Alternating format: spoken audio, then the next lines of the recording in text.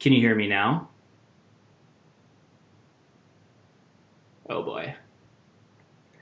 Technical difficulties.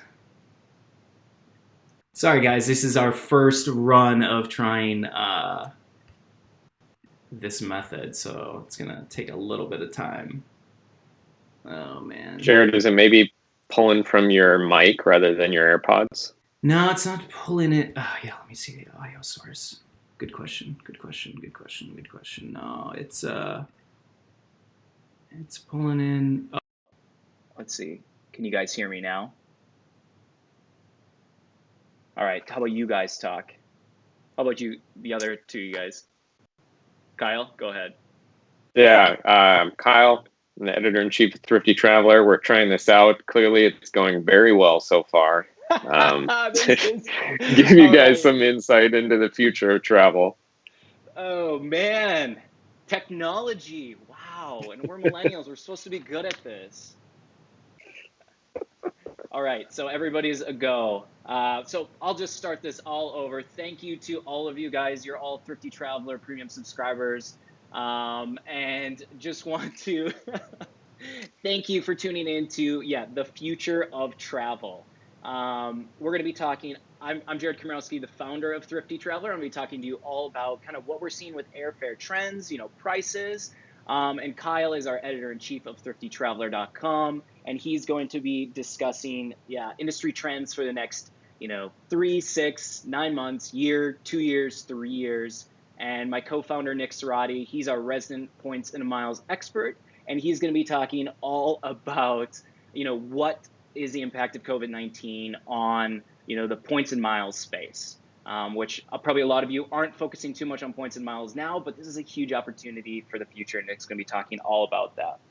So I will dive right into it, kind of, you know, one of our biggest things, right when, this coronavirus first came up, obviously you guys are all interested out there in international travel as well as domestic travel, but specifically, Thrifty Traveler Premium is all about international travel. And you had so many points bookings, and we realized how stressful that was. So a big thing that we've become is consumer advocates here at Thrifty Traveler. So one of our big mantras that we've been talking about for the last probably 30, 45 days has been know your rights.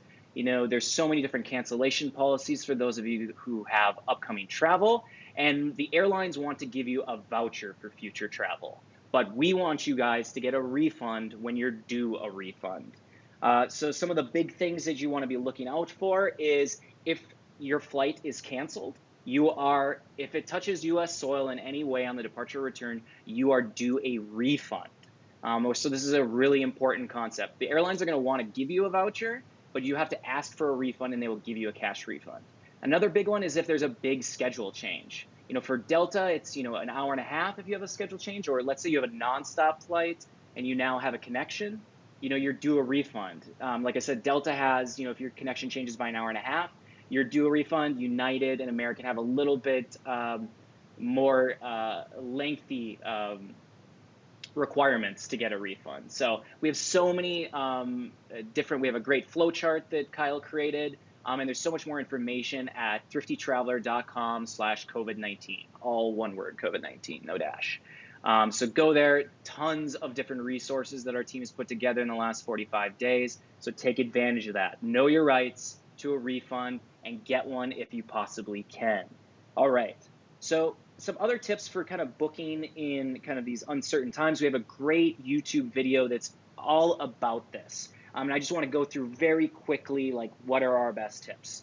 So first off, always book directly through the airline if you can. Use Google Flights and then book directly through, Delta.com, American.com, United.com. Booking directly is just going to make your life so much easier, and it's going to allow you to, work one-on-one with the airline if you need a voucher or a refund. Going through Priceline.com or Expedia, generally has worked pretty well in the past, but that is just unnecessary, to have that other person in the whole process. Next is book all of your travel, including the flight, with a credit card if you can. Just in case something happens where a tour company or airline or hotel goes out of business. Doing a chargeback with a credit card is just so much easier than trying to do one through your local bank or the large massive financial institution you have your debit card through. It is important to note that when you're trying to do chargebacks, you only have 120 days from purchase to do a chargeback with a credit card. So very important to know that as well. Third is, for the time being, we say avoid all non-refundable travel. So if you are going on a big tour, maybe this fall or this upcoming winter, make sure that it is refundable, because we just really don't know, what the future might bring as far as coronavirus is concerned, and travel restrictions, and just there's so many unknown variables. So all of your travel, we want to make cancelable in one way or another. So the airlines obviously have very liberal cancellation policies right now. If you're booking a hotel or an Airbnb, make sure that it's 100% refundable so you can just cancel it.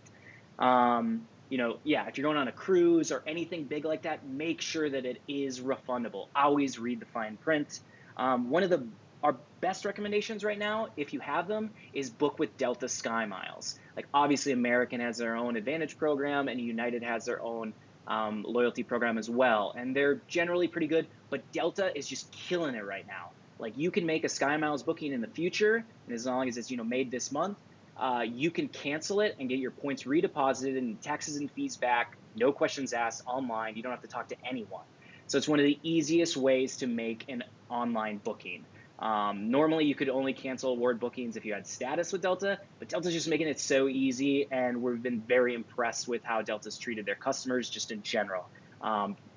Again, generally just better than the other US airlines. So book with Sky Miles if you can, and try not to use cash, because you might get stuck with a voucher. A lot of times, obviously, most of our Thrifty Traveler premium flight deals are cash, and we only post ones that are cancelable in the future. So definitely a great way to hedge and have that refundable travel.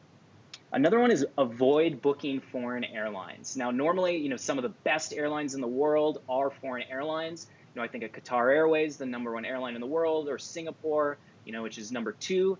But the thing is, if you book with one of those airlines in the future and you have to cancel, you're going to be stuck with a voucher with that airline. And that isn't necessarily what you want. You're going to want a voucher for a US airline. So you'll easily be able to book, again, with American, Delta, JetBlue, or United. And just booking with them is just going to make everything so much easier when you get that voucher in the event that you do have to cancel. I'm going to turn it over to Nick to talk a little bit more about cards and points and miles. And then, of course, Kyle's going to talk about industry trends at the end. And then we're going to open it up to questions for you guys. So as we're going along, anyone out there is watching that has a question, drop it in the comments, and we'll get to those as soon as we go through our very brief little spiels and tips and tricks for you guys. So I'll turn it over to you, Nick. All right, thanks, Jared. As Jared mentioned, Nick Cerati, Thrifty Traveler co-founder, and I'm going to be talking about a little bit, different content here than Jared was talking about, specifically about, credit cards, points and miles, and how the banks are being impacted by COVID-19.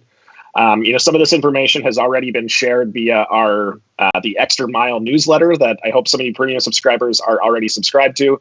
And if not, we'll make sure to include that in a follow-up email here. But we're really going to just break this down into 5 things that we're seeing right now from the banks, and kind of where I think we're headed. And then we're just going to talk a little bit about points and miles as it relates to bookings and just where things are going to be at in the future. So, the first thing that we've seen, and I think we're going to continue to see for a while, is banks are making exceptions to some of their rules, and they're pivoting a little bit to just accommodate the current climate. And so what I mean by that is, we've seen things so far. Chase Bank was the first to implement. They were offering $100 credits for anybody whose annual fee was coming due on the Chase Sapphire Reserve card. So right now that card has a $550 annual fee. And largely the benefits that card offers are valuable if you can travel. So obviously, in this environment, those benefits aren't doing people a lot of good. So Chase was kind of the first mover there. They're offering $100 credits. Shortly after, we saw Amex, move the window on minimum spending requirements. So for example, on the Amex Platinum card, you need to spend $5,000 in the first 3 months of card membership to get that 60,000 point bonus. Amex went ahead and extended all those out to 6 months. So, anybody that's a new card holder now has 6 months to meet that same $5,000 spending window. So smart on Amex's part. They're trying to obviously encourage people to continue to open cards in this environment. And then it's also, providing relief to people that may not be able to spend that much, as they originally thought before before COVID-19, got started. We've also seen Capital One just recently on their Venture and Venture One cards. They're offering new ways to use the miles, which is smart. They're obviously pivoting to what's happening.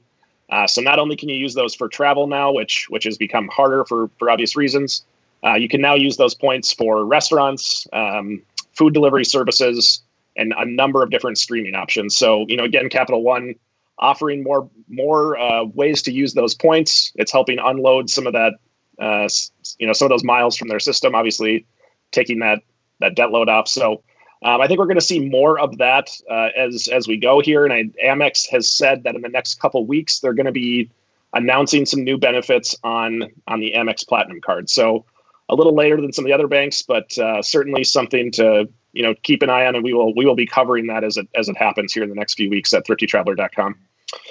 So kind of leading into what I was talking about with the Sapphire Reserve and the Sapphire Preferred, those premium cards are getting hit very hard right now. Obviously, they both have annual fees of $550, and largely the benefits that make up those cards are great when you can travel. So lounge access, travel credits that you can use for hotels, things like that.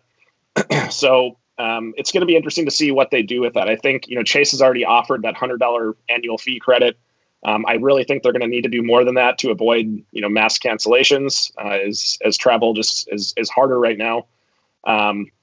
Amex, there's been reports that they're offering retention offers. So basically what that means is if your annual fees coming due and you call Amex and say, are you offering, anything for me to keep my card open? We've heard from readers that have said Amex has offered them 30,000 up to, I think, 50,000 points just for, keeping that card open and avoiding a cancellation. So, certainly that's going to help, keep members on, but I think we're going to see more and more of that the longer, this current travel environment continues. One of the next things, it's going to be harder, and it already is harder to get approved for credit cards. The banks during times of a down economy, this is something we saw in the Great Recession of 2008. The banks just really tighten up their lending standards. So, at one point you may have been able to get approved for a card with, let's say, a 650 credit score. Generally speaking, they're going to be just approving people for cards that have an excellent credit score. So, talking 750 or higher. And that's just really a way that the banks are going to eliminate potential risk for customers that are opening cards, making charges that they ultimately can't pay back. It's just a way that the banks are going to, limit that risk. Of course, they can't completely eliminate it, but it's a way they can control it. So, we don't know how long that's going to last. Typically, as things start to improve, they'll relax that a little bit. But I think in the short term, and we've already seen that with some of the issuers, that it's just going to be harder to get approved for a card. Excuse me.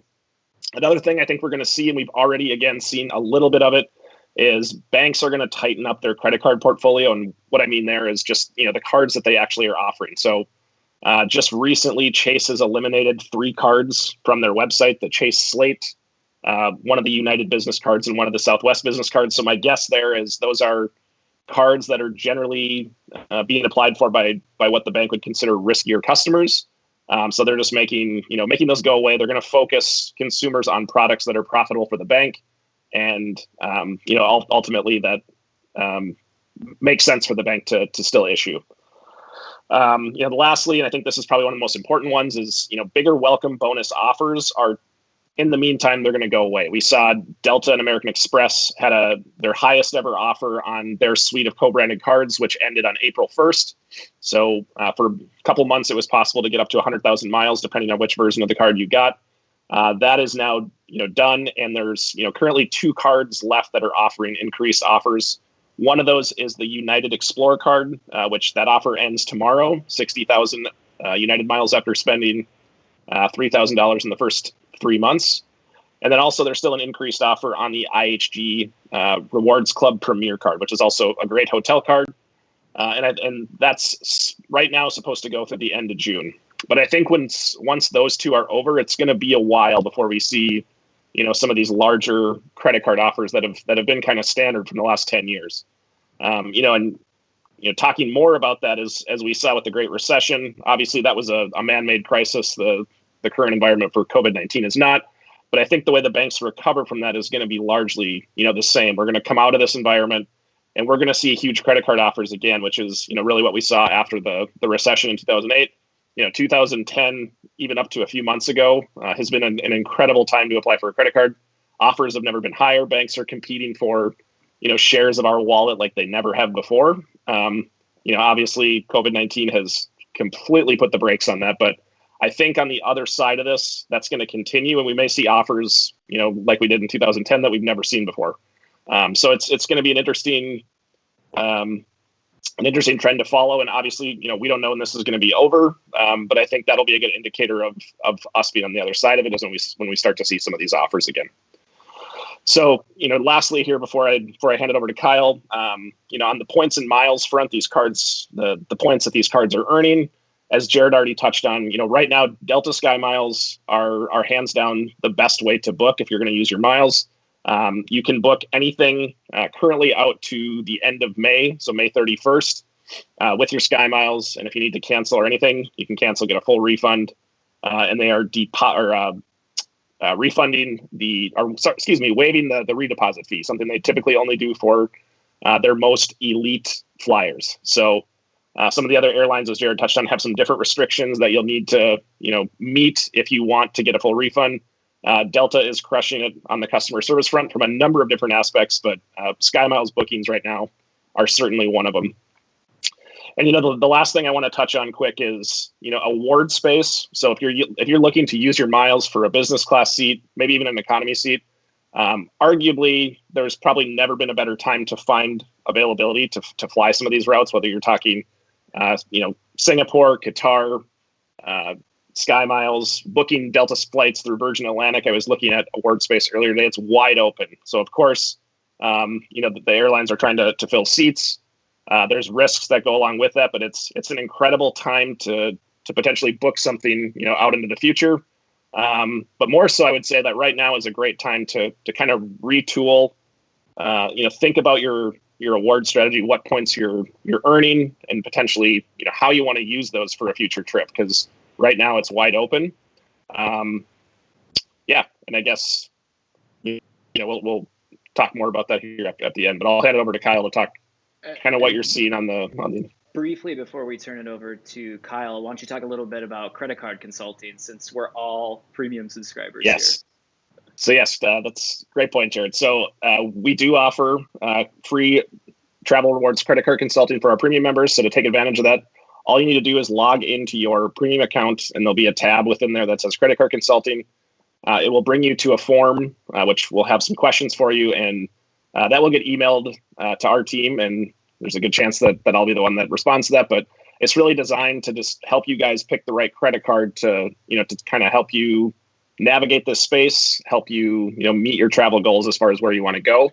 It's a free service. Take advantage of it. Again, just log into your premium account, and there should be a tab in there for credit card consulting. And thank you very much, Nick. So before I turn it over to you, Kyle, I'm seeing, first off, the discussion that's going on within the comments is amazing. You guys, are doing a great job of, tons of people are asking questions, and the rest of you premium subscribers are answering those questions, which is a beautiful thing. And of course, we're going to be answering quite a few of those as we get there. But by all means, if you think you know the answer to a question and then you can answer it and help a fellow subscriber out, by all means, go ahead. Kyle, we're getting quite a few questions about, what is travel going to, look like this summer, things about middle seats, face masks, kind of regulatory concerns. And I know you have quite a bit of ground to cover, but that's kind of what we're seeing initially. So if you could maybe just start right there. Yeah. So, I'm here to talk kind of big picture travel in the future, when travel is going to get back to normal, and what it's going to look like, what that new normal might look like. And there are some really tough questions there. So I kind of divided into 3 different categories: the things that we know for sure, the things that we think we know, or we're kind of making confident guesses, and then just the big questions where we just have no idea. And I would say, what this summer is going to look like in terms of travel is one of the last category. We just don't know right now.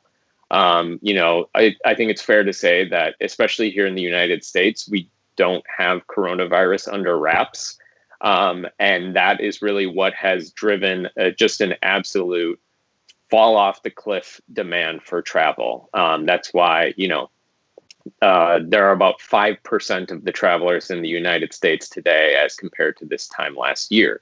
And it's just not sustainable for airlines to fly with that kind of environment. So what does, July and August look like? Honestly, I can't tell you. What I can tell you for sure is that whenever things start to come back, domestic travel is going to come back faster than international travel. Airlines have cut much more of their international flights than they have from their domestic flights. So still today in this country, there are a surprising amount of flights, operating between U.S. cities, from our home here in MSP, as well as, all of the other major hubs and even smaller cities. And it's very safe to say that that is going to rebuild a lot faster than a lot of the cuts that airlines have made to their international flights. And a big part of that, just think, with all of this uncertainty, it's just much easier to stay closer to home for all of us, especially when you look at the kind of patchwork of government travel bans. Spain is planning on banning foreign tourists until at least 2021. Italy has suggested they'll do the same until at least April of 2021. So it's just really hard for airlines to make any plans to resume that international traffic anytime soon. And that being said, while there will be a slow rebuild in traffic for travelers, for airlines, it's going to be very long as well. Airlines don't expect a full recovery to normal for at least 3 years, and some would say that that's even a little bullish, that it might be 4 or 5 years before we get back to kind of where we were pre-coronavirus crisis. We put out an interview with the executive director of the Minneapolis-St. Paul Airport yesterday, and they have some data that suggests that even by the end of next year, 2021, the amount of passenger traffic will still be down 50%.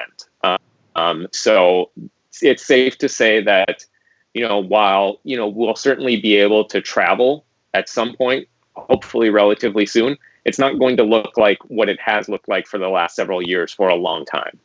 And with that in mind, airlines are going to come out of this crisis looking a lot smaller. And they're going to go back to basics. And by that, I mean, airlines have been in unprecedented growth for the last decade, coming out of the Great Recession starting in 2008. They've been able to do some really cool, fun things, especially super long haul routes like the new nonstop flight from Newark to Cape Town that United launched just this year. That flight's not coming back anytime soon.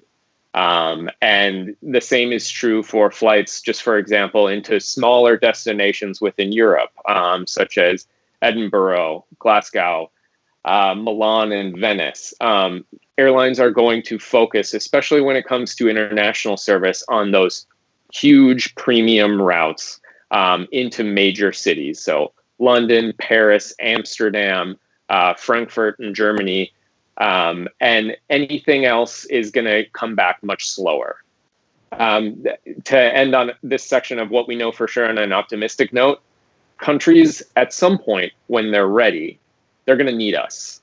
Every country around the world relies on travel. They rely on tourism for their budgets, and some countries more than others. So whenever we get to that point where, we've got this under wraps, it's safe to travel, there's certainty in traveling and knowing that your travel plans are going to move ahead, countries are going to be taking tourists with open arms again. And that's going to be really key in driving the economic recovery around the world, because really every nation in the world right now is hurting.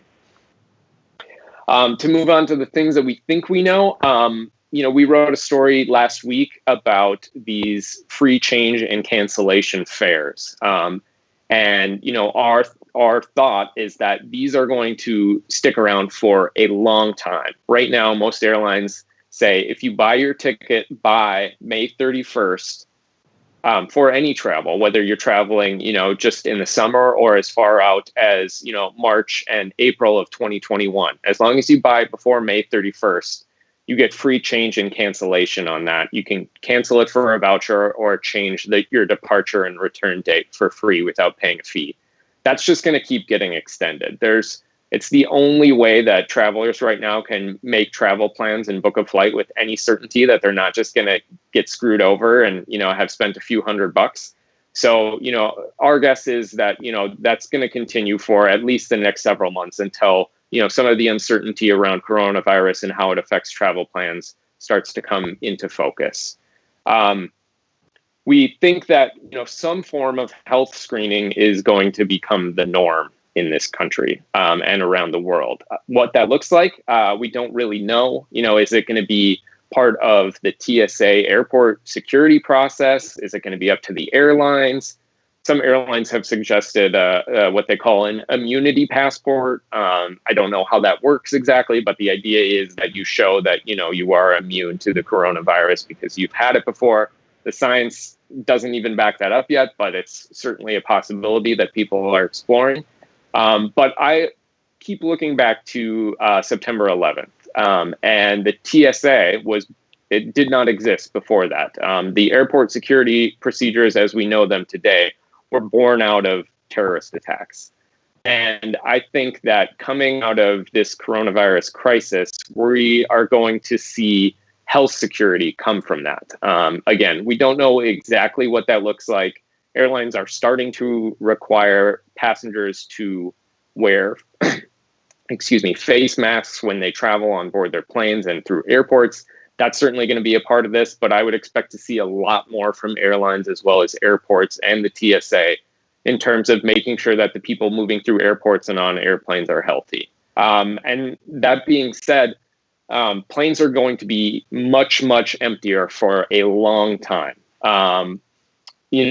Prior to this crisis, planes were as full as we had ever seen them. The industry average was something like 80%.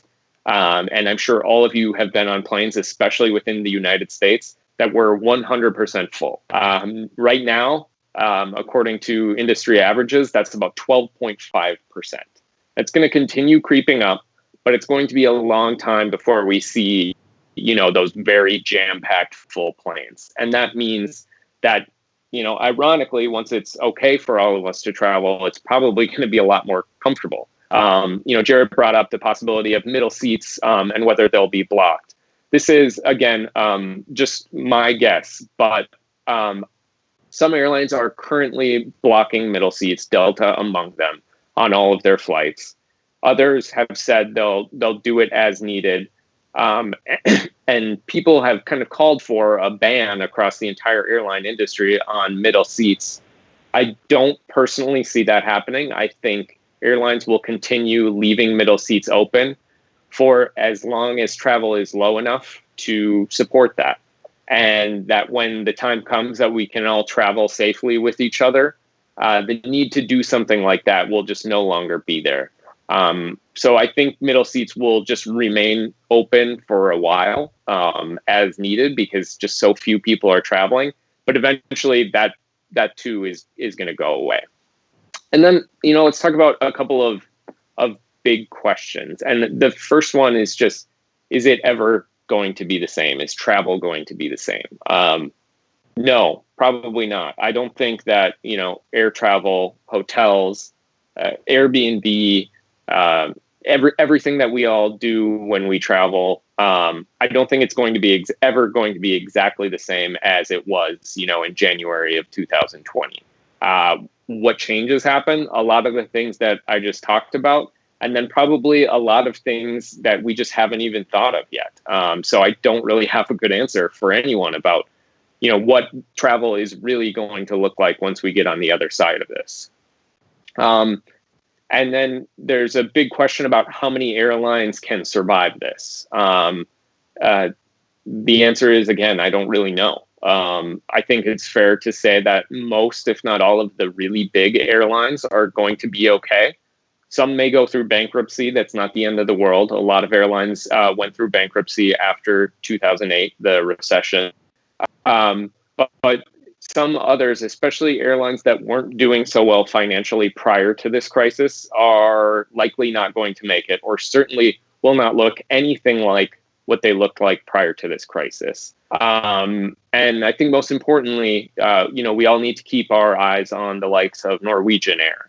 Some of you might have flown Norwegian Air. They, sell dirt cheap tickets to and from Europe. Even if you haven't, you have Norwegian Air and their other competitors to thank for the absolutely insane prices for flights to Europe and elsewhere that we've seen over the past 5 years. And so that brings up the question of what airfare will look like, especially for international travel.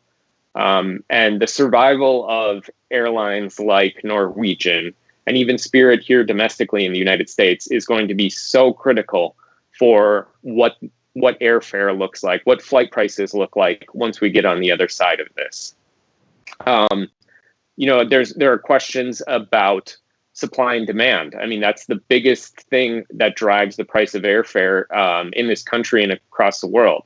Supply is the number of flights that airlines are flying and how many planes they have. And demand is just how much, you and I and everyone watching this wants to travel. Demand is at an all-time low right now. And so is supply, because airlines have cut down to just a fraction of their normal flights. So as, airlines actually start to rebuild, what does that look like? How fast does demand recover?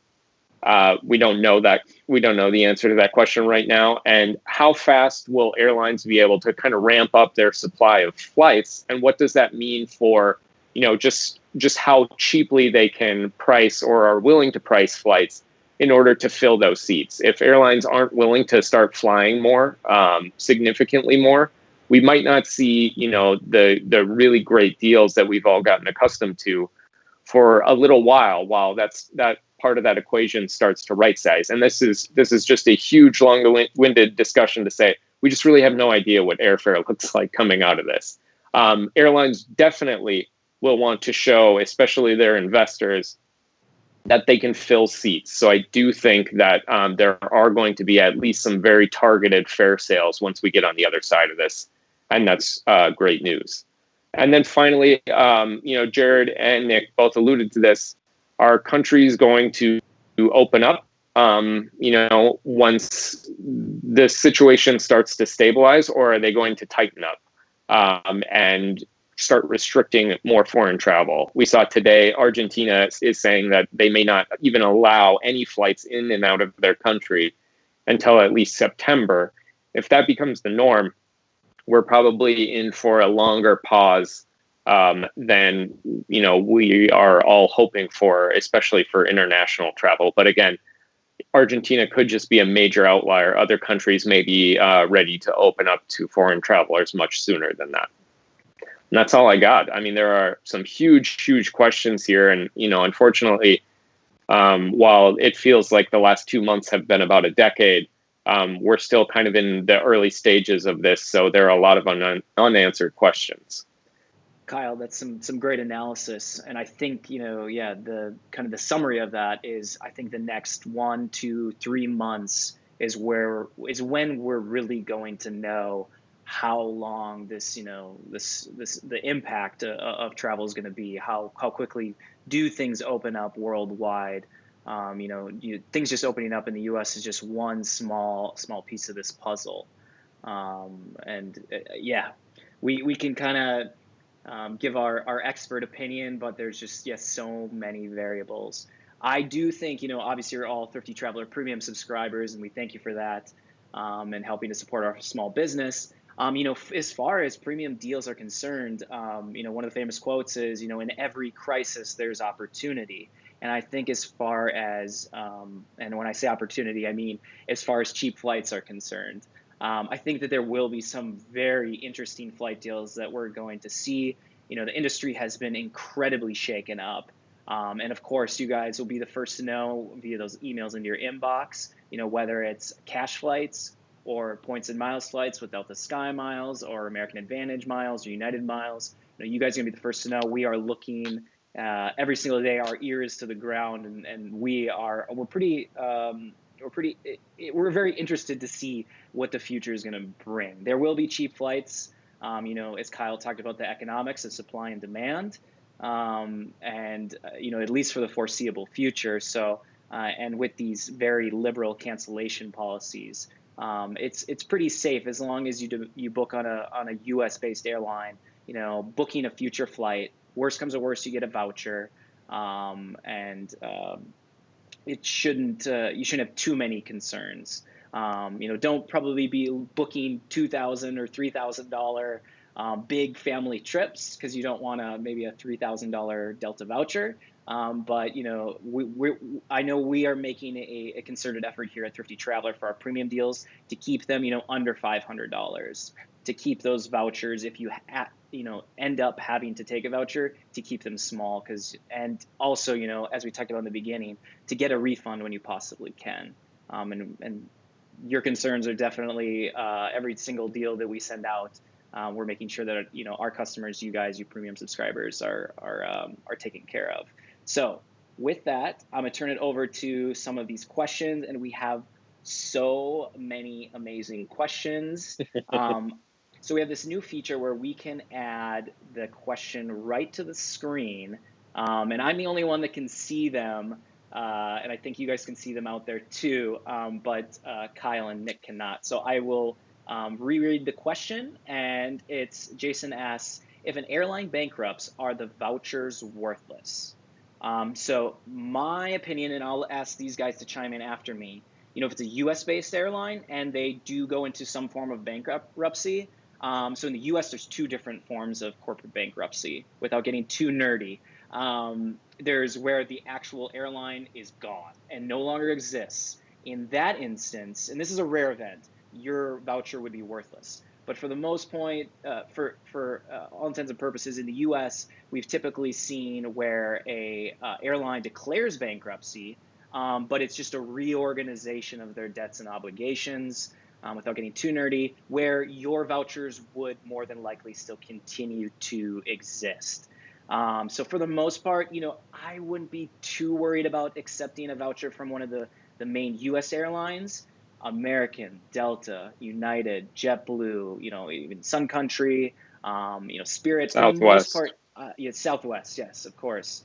I would expect, even if they go into some form of bankruptcy, that it's not going to be the dissolution or the airline completely going away. It's just the reorganization. So, Jason, great question. I would say for the most part, you shouldn't have to worry too much if an airline goes bankrupt, because your voucher should still have some value. All right, so again, you guys keep the questions coming. I think we got like hundreds of questions. So I'm quickly going to sift through. If you guys, sorry, Kyle and Nick, have anything to add, feel free to chime in. Yeah. No, it's hard to see a situation where, especially any of the major airlines would just poof and disappear. Any bankruptcy would likely mean, corporate restructuring, and I can't think of a situation where, your voucher, the value of your voucher would disappear. All right. Yeah, so, and go ahead, Nick. I was just going to add to that. Jared already alluded to this, but in this environment, it's if you have options as far as what carrier you're booking on. This is a situation where you might want to think twice about that. If you have an option to fly, for example, Norwegian to Europe or Delta, the likelihood that Delta goes under is a lot less than what could potentially happen to Norwegian. And if Norwegian goes under, your voucher is obviously worthless, and you have that issue. So if you've got options, I would just say think about what airlines you're booking and where you can use those vouchers. Because if you're flying a foreign airline and you end up with a voucher, it's going to be a lot harder to use than if you end up with a voucher for one of the major U.S. airlines. And just for all of you guys out there, we do have, of course, so much more information at thriftytraveler.com/COVID-19, our special coronavirus section of Just Travel News. Or you can check elsewhere in our YouTube channel here. We have a lot of helpful videos that are all about booking in the crisis and other kind of tips and tricks related to travel. All right, so Beth asks, I booked a flight with Air France, but Delta turns out to be the actual carrier that I'm flying on. Who gives the refund, and can I use it for either one? So I'll take the first crack at this. So whoever you book this through is who you're going to get the voucher from. So it's a little complex because of the fact that Air France and Delta are SkyTeam partners. They're also joint venture partners, which means they work very closely with one another. And a lot of times you can book through airfrance.com Delta flights. So even though you do get a Air France or KLM voucher, KLM is the other piece of Air France's company, you should be able to book future Delta flights. So you'll have an Air France voucher, but you can use that voucher to book, of course, Air France or KLM flights or Delta flights. You'll just have to do it directly through KLM's or Air France's website. Anything to add, guys? No. Nope. All right. So many great questions. I guess, what are your guys' thoughts about, Ronald asks, what about business class?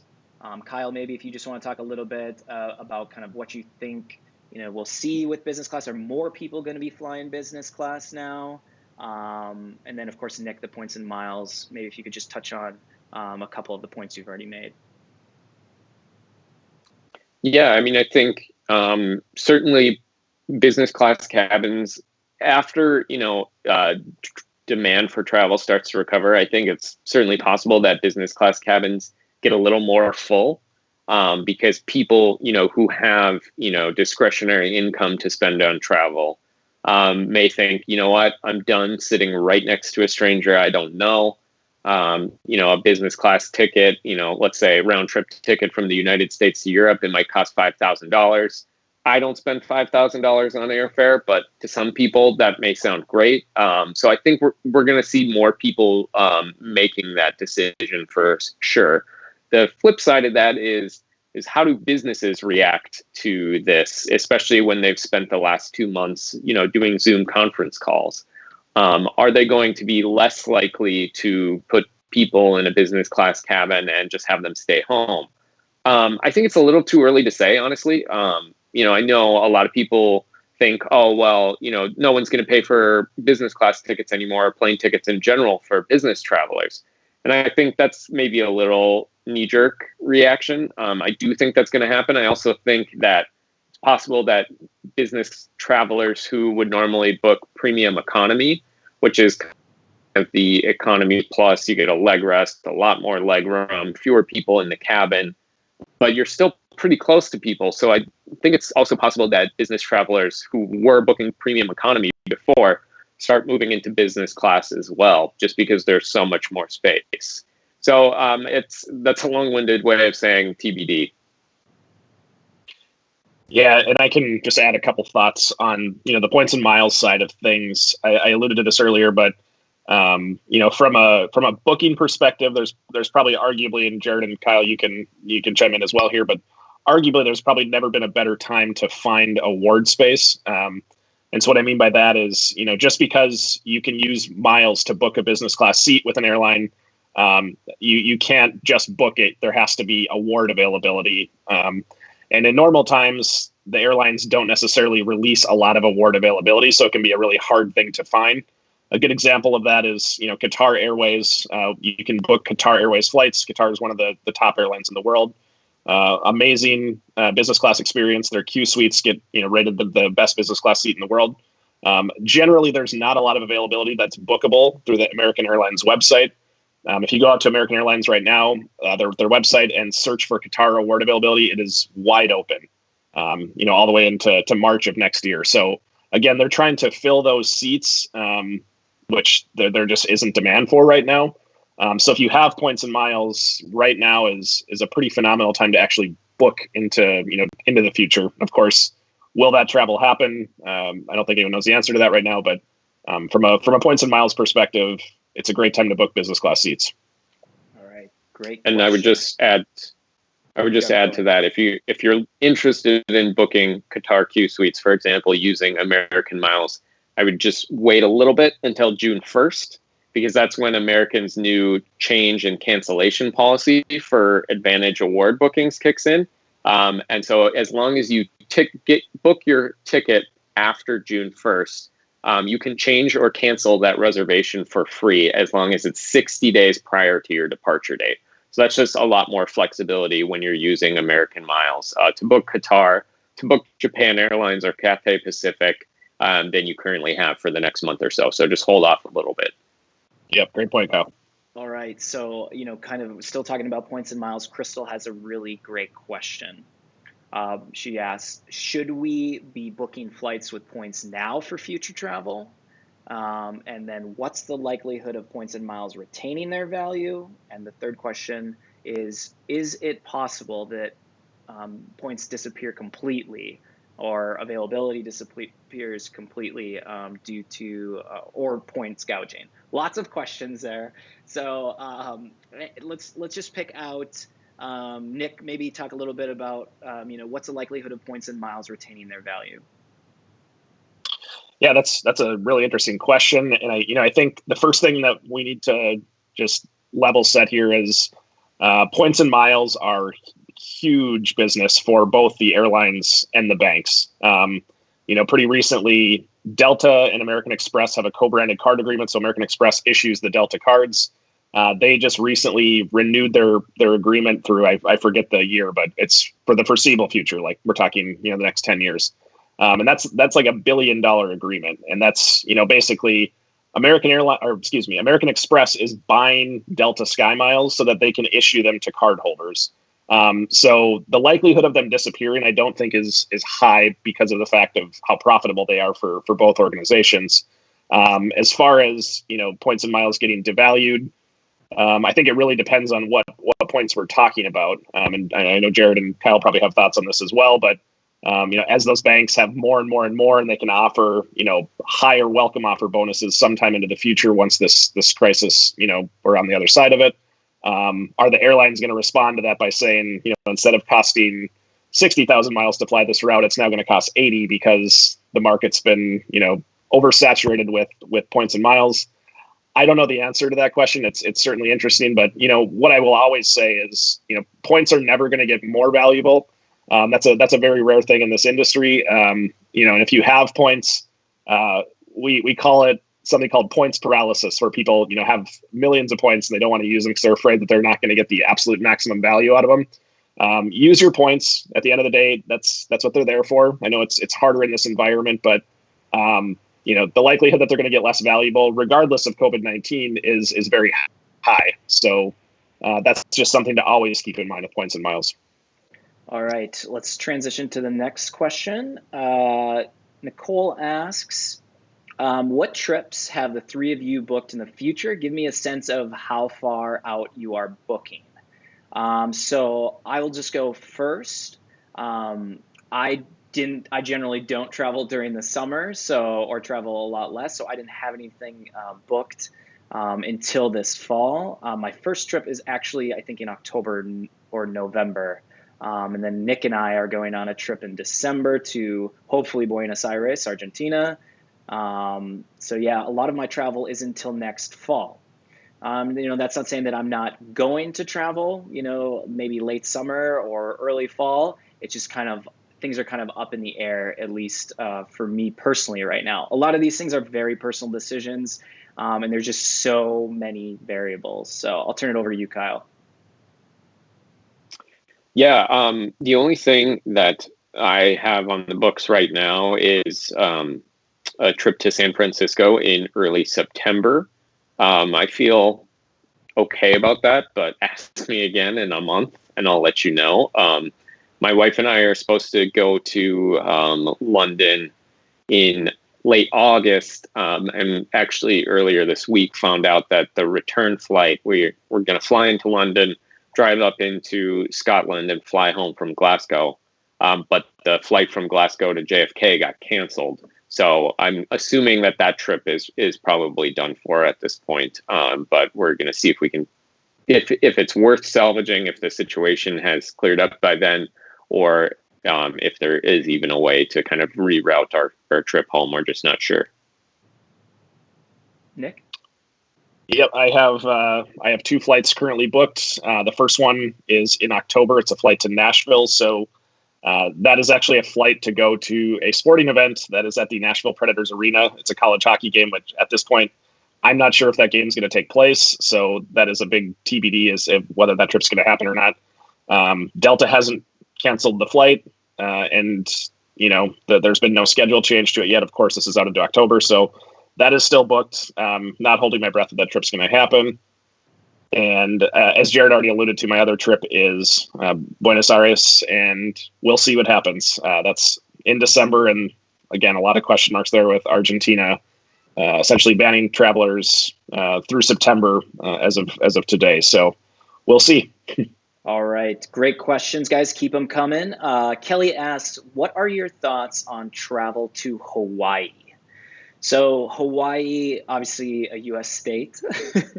I think we're all aware of that. So, I think domestic travel to, it's going to depend on what the state of Hawaii allows. Obviously, the Hawaiian Islands depend significantly on tourism, but there's always going to be the balance between safety and the dollar. So we're just going to have to see. Hopefully Hawaii will open up towards the end of the summer or by midsummer. It's really hard to say. But I think, before we start seeing international destinations being more traveled to, I think people will, as Kyle talked about earlier, people will travel more towards, continental U.S. travel and then Hawaii, and then start branching out, into international travel. So I think Hawaii will, I would expect, open up sometime this summer or early fall, but it's really hard to know. I don't know. Do you guys have anything to add?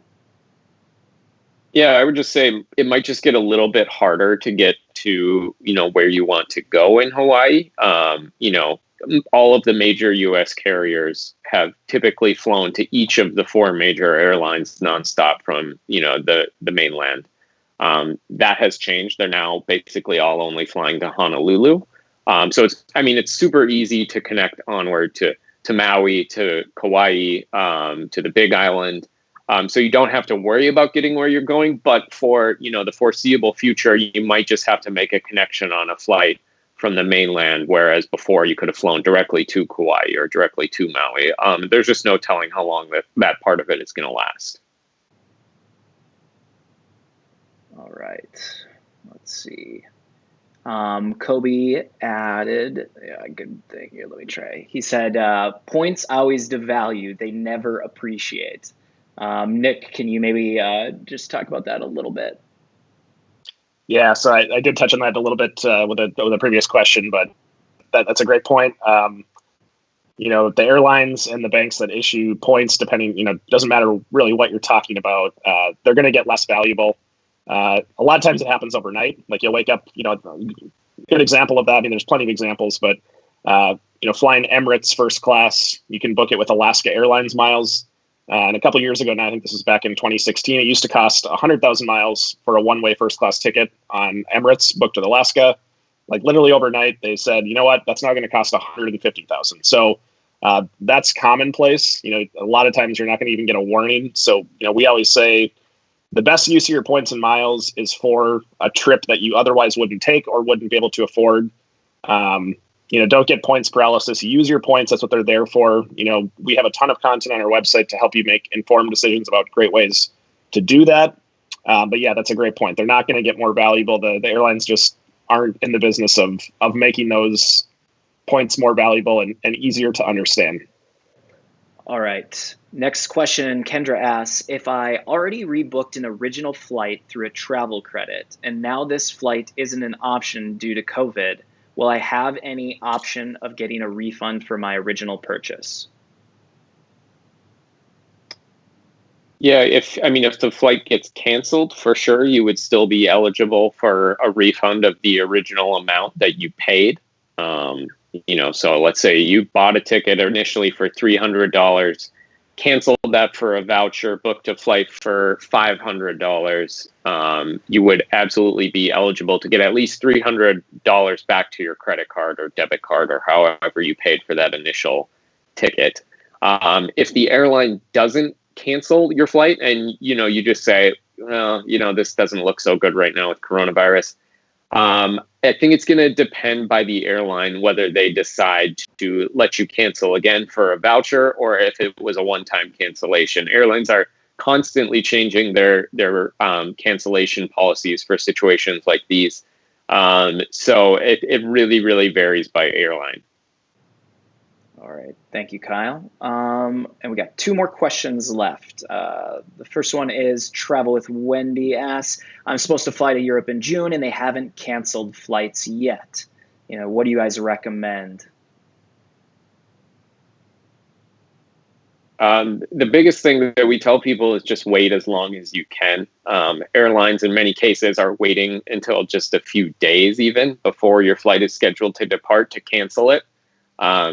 We saw this week, Delta and United canceled a ton of flights throughout the summer to Europe, but more are definitely still coming, especially for American, British Airways, other, smaller airlines that fly between the United States and Europe. And in some cases, like I said, they might not cancel, that route outright, but they might wait until just a few days before your flight is actually scheduled to operate and say, you know what, we're going to consolidate our flight on Tuesday with our flight on Thursday, cancel one of them, put all the passengers on that one Thursday flight together.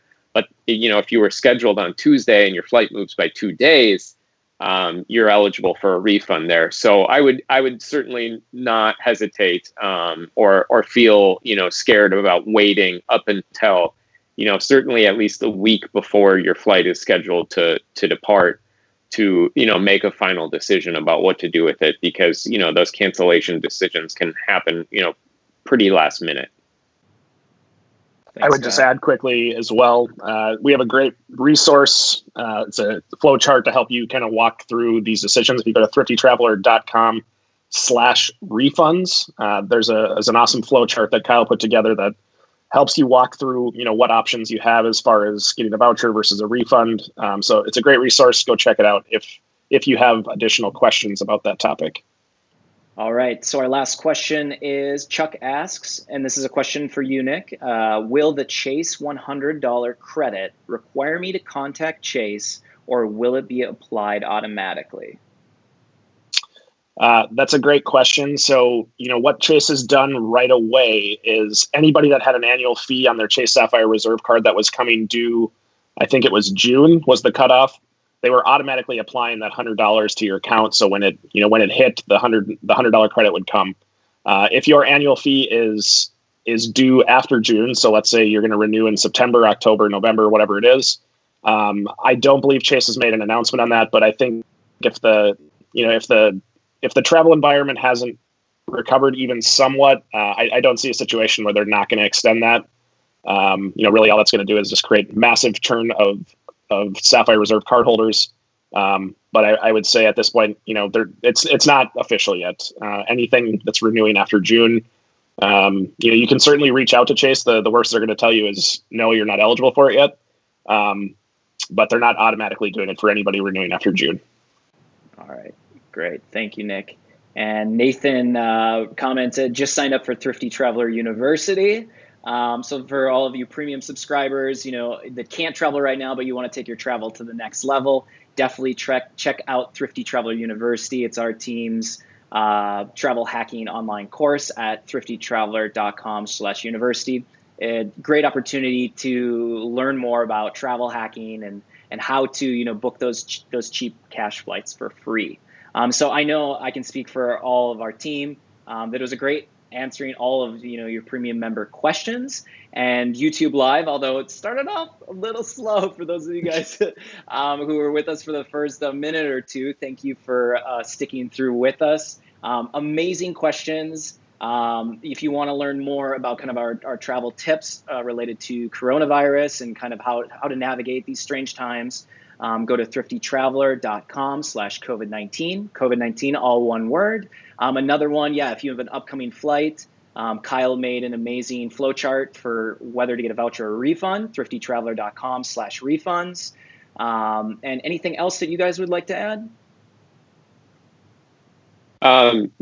Thanks everyone for tuning in. Let us know either in the Facebook group or in the comments here what you think about this format. This is the first time, obviously, with technical problems doing this. But speaking for on behalf of all of us, super fun. We enjoyed it. Let us know what you think. If you want to do more of these, we're certainly interested in tackling specific topics, or really anything that we can do to help you guys out and have some fun in the process. So yeah, let us know. Nick? Agreed. Yeah, it was great format, as Kyle said. we covered a lot of ground. Obviously, a lot of different topics for as far as knowing your rights to points and miles to what we think travel is going to look like in the future. So love to do these in a more dialed in format to really hammer home some of these more detailed concepts. But yeah, fun format, and hopefully we can do it again soon. All right. So thank you, everybody. Again, yeah, I'm sure we'll be hosting another YouTube Live in the future just for premium subscribers, because this was a blast. And we have so many amazing questions still left unanswered. And you can always reach our team, with any email, any premium email you get. If you hit reply, you're going to get one of us that's going to reply. So don't be afraid to reach out by replying to any email or sending us a message on through any social media outlet that you see us, because we definitely want to help you through these times and get you planning for future travel. So on behalf of everybody at Thrifty Traveler, thank you for tuning in, and look forward to chatting with you guys in the future. Cheers to cheap flights.